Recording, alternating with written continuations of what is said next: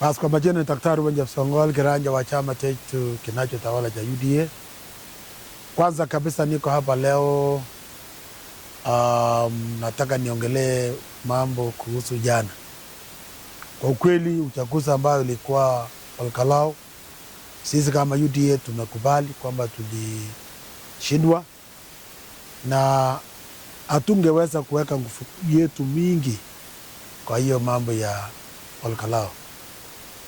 Nataka niseme kwamba kwa Wakenya, kwa wale ambao wanasema kwamba William Ruto chama cha UDA haina umaarufu katika sehemu ya Central.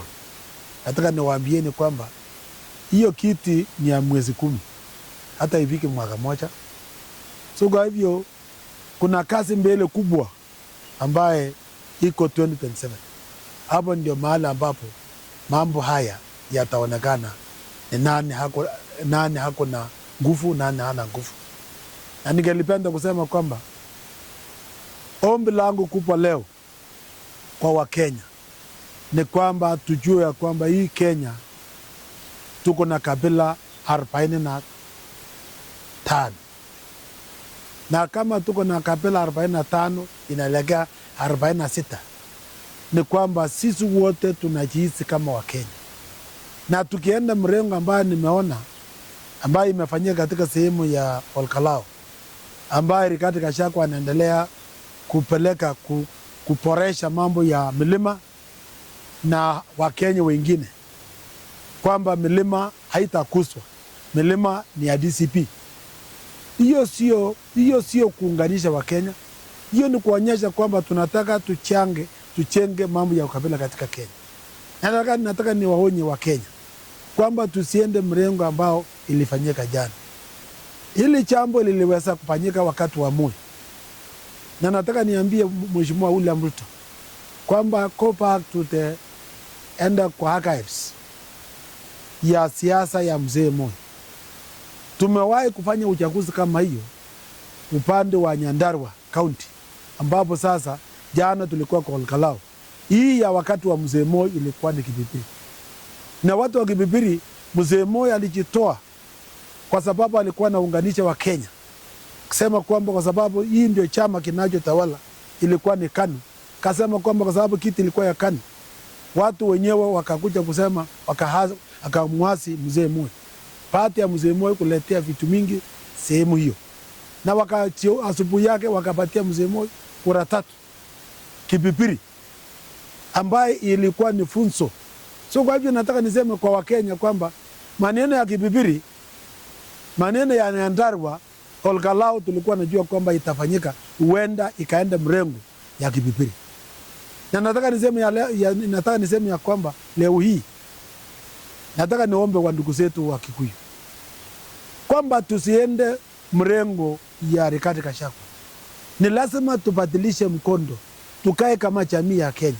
Tusione chama cha UDA tunapopiga kura kwa sababu amutaki William Ruto, ati mnataka kufanya shughuli William Ruto kwa sababu ya uongozi wake, kwamba hatutaki William Ruto. Mnakuja kusema kwamba hata yule ambaye amesimama kwa chama cha William Ruto hatutaki. Hiyo ndio kuelekea kwa mambo ya ukabila, na hiyo ni mambo ya kupanda chuki kwa Wakenya. Nataka niseme ya kwamba leo hii watu wa Kikuyu wakisema sisi tunapikia kura chama chetu ya Kikuyu, wale wengine Wakenya wengine wakisema sisi tunapikia yetu, hii Kenya itaenda namna gani? Kwa sababu naona hii imekuwa ukabila. Rigathi Gachagua leo anaongea kusema kwamba William Ruto ajui siasa, yeye ndiye anajua siasa, na anazunguka milima na kusema watu yangu. Kama yeye ni mwanaume angetoka nje akuja aombe kura, siku ile tulikuwa Imulo tikiti. Kwa sababu watu wa Kalenjin, Wakenya wengine wanataka kufanya mambo ya demokrasi. Unaona kwa chama chake akapata kura 12,000, kwa sababu Wakenya walikuwa nafikiria ni chama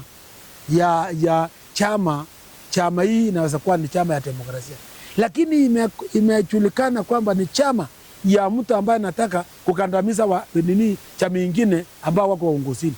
So kwa hivyo nataka niseme kwamba nataka niambia Mheshimiwa Rais kwamba Your Excellency the President, learn from what came out during Moi's regime, mambo ya Kibibiri. Usistuke kwa sababu ilifanyika. Hata ulikuwa serikali, ulikuwa kama ulikuwa mbunge na ikafanyika ukiwa naona. So nataka niseme ya kwamba usistuke. Wakenya wengi wako pamoja na wewe.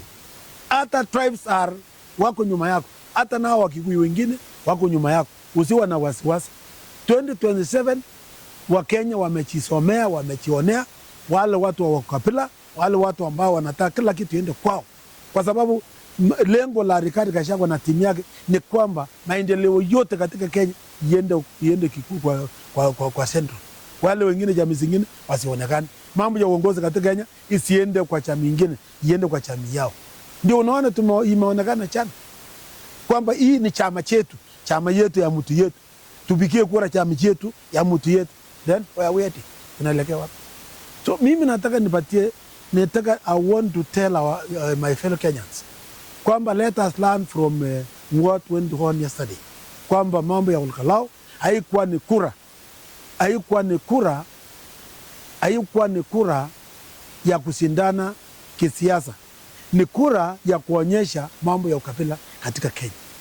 So hivyo mimi nataka kusema sisi hatuwezi kusema kwamba tulishindwa kwa sababu tu kuweka no, tulikuwa najua kwamba kama imekuwa watu wamenaro siasa mpaka imeenda kwa jamii, then we are heading nowhere.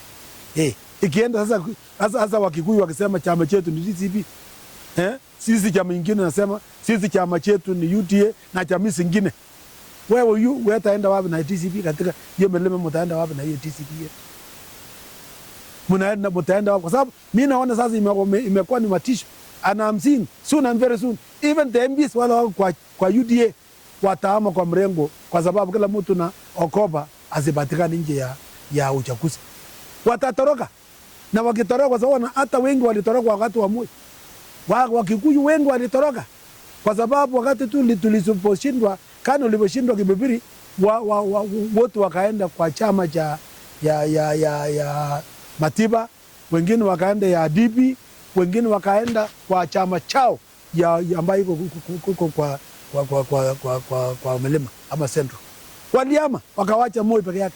Lakini Moi akaongoza Kenya hii for another 10 years bila hawa, na Kenya iliendelea.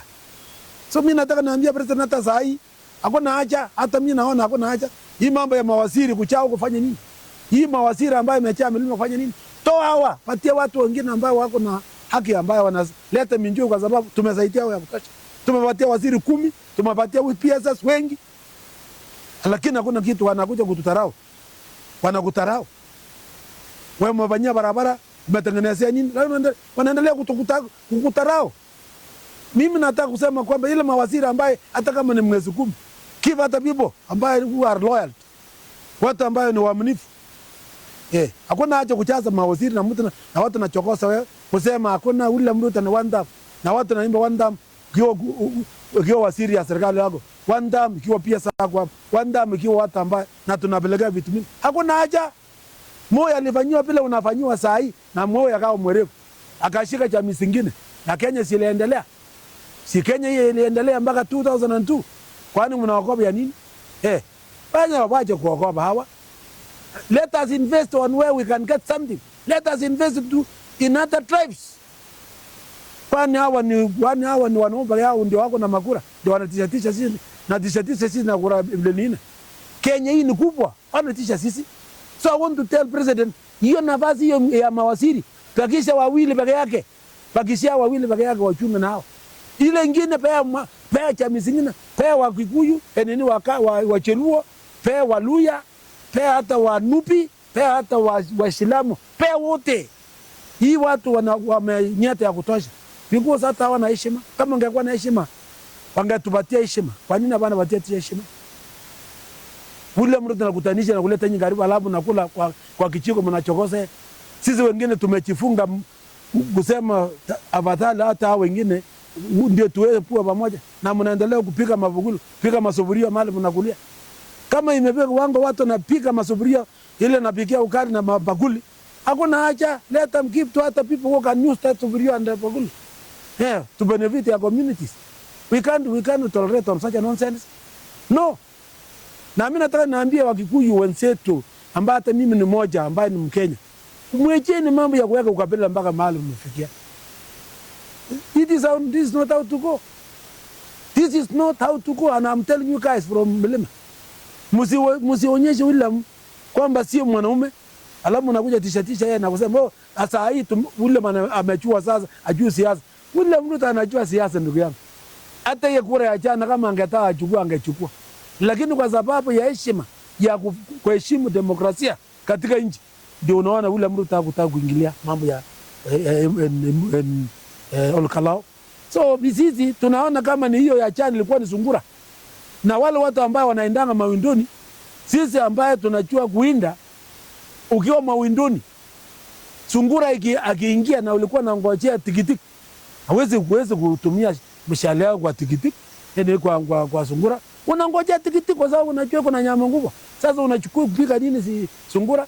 So sisi nangojea ile nyama kubwa ya 2027 ili ukitumia kabisa kulenga, unalenga ile kitu ambayo inakuwa sawa.